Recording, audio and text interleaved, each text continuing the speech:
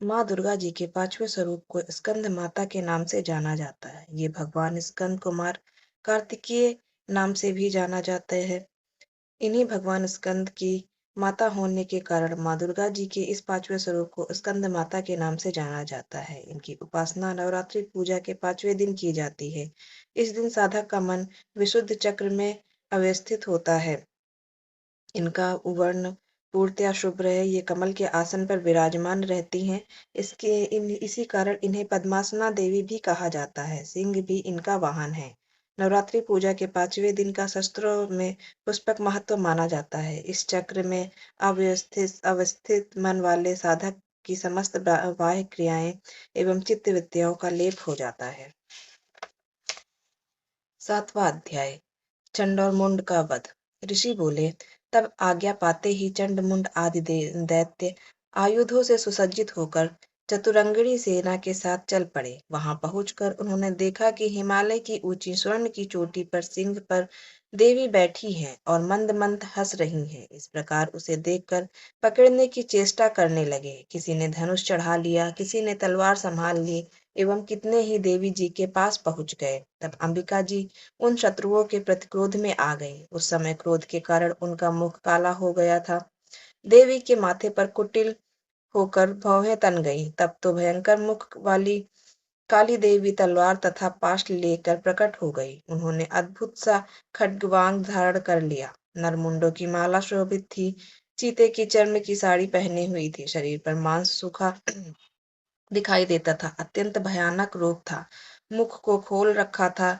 लपलपाती हुई जिह्वा और भी भयंकर थी। धसी हुई लाल लाल आंखें थी। गर्जना के से सभी दिशाओं को भर दिया था। तब तो वह बड़े वेग से दैत्य सेना पर टूट पड़ी। बड़े बड़े असुरों को मारती हुई उनका भक्षण करने लगे। उन पार्श्व राक्षसों को, अंकुशधारियों को, महावत तथा योद्धाओं को घंटों के साथ कितने हाथियों को एक ही हाथ में पकड़कर मुख में डालती गई। वैसे ही घोड़ों के साथ रथों को एवं सारथियों को मुख में डाल डालकर अत्यंत भयानक रूप से दांतों से उन्हें चबाती जाती थी। किसी के केश पकड़ लेती तो किसी की गर्दन दबा डालती, किसी को पैरों से दबोच लेती तो किसी को छाती से ढकेल कर मार गिराती।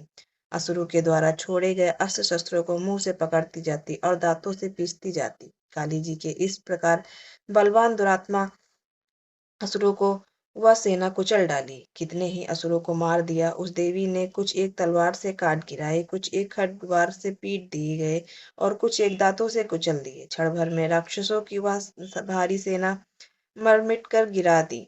वह देख चंड उस भयानक काली की ओर दौड़ा। इधर महाअसुर मुंड ने भी महाभयानक बाणों की वर्षा से एवं शस्त्र चलाए हुए चक्रों द्वारा उस भयंकर आंखों वाली देवी को ढाप दिया। वे अनेक चक्र देवी के मुख में प्रवेश करते हुए इस प्रकार दिखाई देने लगे जैसे बहुत से सूर्य बिंब बादलों के पेट में समाते जा रहे हों।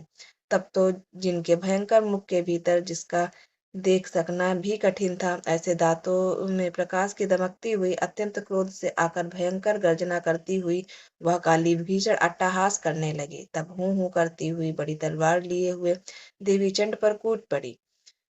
उसे बालों से पकड़कर उसी तलवार से झट चंड का सिर काट दिया। तब चंड को इस प्रकार मारा गया देखकर मुंड देवी की ओर दौड़ा। कुपित काली ने तलवार से मारकर पृथ्वी पर मुंड को भी गिरा दिया। महाबली मुंड को मरा हुआ देखकर और सेना का नाश देखकर शेष सेना भयभीत होकर इधर उधर भाग गई। अंततः काली जी ने चंड तथा मुंड के सिर हाथ में ले लिए। फिर भयंकर अट्टहास करती हुई चंडिका के पास पहुंचकर बोली, मैंने यह चंड और मुंड नामी महा पशु आपकी भेंट चढ़ा दिए हैं। अब तो शुंभ निशुंभ का आप स्वयं वध करना। ऋषि बोले, अपने सम्मुख लाए गए चंड मुंड महाअसुरों को देखकर कल्याणी चंडिका काली से ललित वचन बोली, हे देवी कालिके, क्योंकि तुम चंड मुंड को लेकर मेरे पास आई हो, इस कारण लोक में चामुंडा नाम से तुम्हारी ख्याति होगी। जय दुर्गे माता की। इसी के साथ दुर्गा सप्तशती पाठ का अध्याय 7 संपन्न होता है। जय मां दुर्गे।